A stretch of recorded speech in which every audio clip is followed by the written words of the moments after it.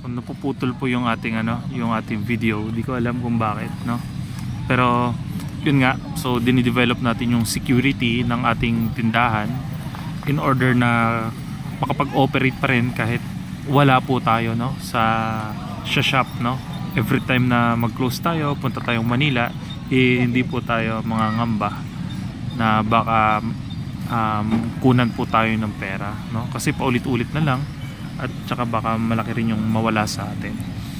So yun lang po yung ating concern sa ngayon. At ang isa sa pinaka papasalamat po natin ngayon sa Diyos, ayun na nga, nakuha natin yung malaking space, no. Yun po talaga yung isa sa pinakamalaking achievement natin. Although di po tayo nakapag-secure ng another branch sa Romblon, nagawa naman po nating palakihin sa mas magandang pwesto at sa mas magandang location yung ating negosyo para mas makapag-generate ng mas maayos na income, ano?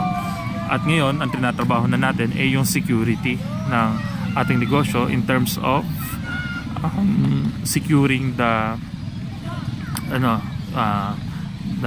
yung cash flows, no, yung pera na pumapasok. Kasi nga po, yun nga, no, baka tayo manakawan para makaiwas sa theft. Kaya yun lang po, yun lang po talaga yung natin mabigay na update sa ngayon. Baka paulit-ulit na rin yung aking sinasabi. So right after this, dahil nga po inaayos po natin yung security, no, kung paano natin magagawan yun ng paraan, hindi na po muna tayo mag-scale up, like magpunta sa ibang lugar para mag-branch, kasi isa sa pinakasakit ng negosyong to ay yung pera. Bali ang gawin natin, maghanap na lang po tayo ng panibagong mapagkakitaan, no? At dahil meron na po tayong 5 years of experience sa food business, kahit pa paano pwede natin pasukin yun na hindi masyado nag-aalala at hindi na ganun ka-risky. Kumbaga i-check na lang po natin yung mga previous mistakes natin, ano? Yung mga maling mga diskarte natin noon at mga pagkukulang, itatama na natin this time para kumita tayo ng pera. Bale, inaayos na lang natin yung kumbaga yung feasibility study kung magiging okay nga ba yung ating pinaplano na negosyo dito.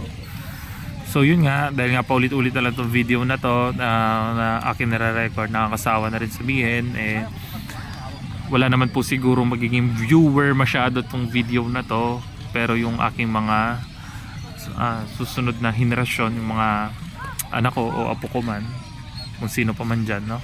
Kasi nga po sa daming vlogger ngayon na nagtuturo ng negosyo, no, sa daming ukay-ukay business ngayon na siguro hindi na mapansin tong mga ganitong klaseng video, no.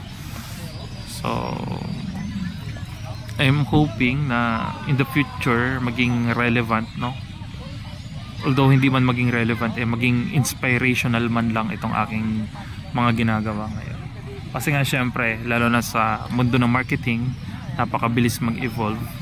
Wala naman tayo masyadong ma-share dyan, hindi tayo expert dyan. But then itong ating paghihirap from scratch,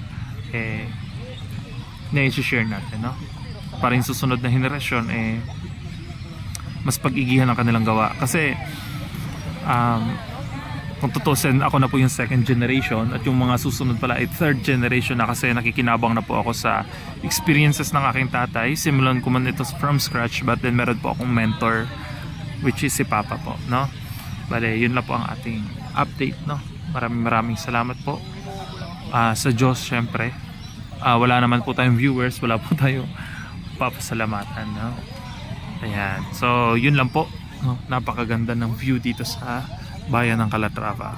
Ayan, yan po yung Simara Island.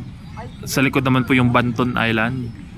Tapos sa gawing kaliwa, andun po yung Sivali Island, no? Corcuera, Concepcion, no?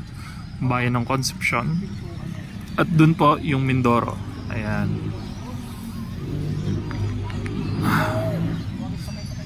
Maraming salamat. Yan po ang ating update. Thank you.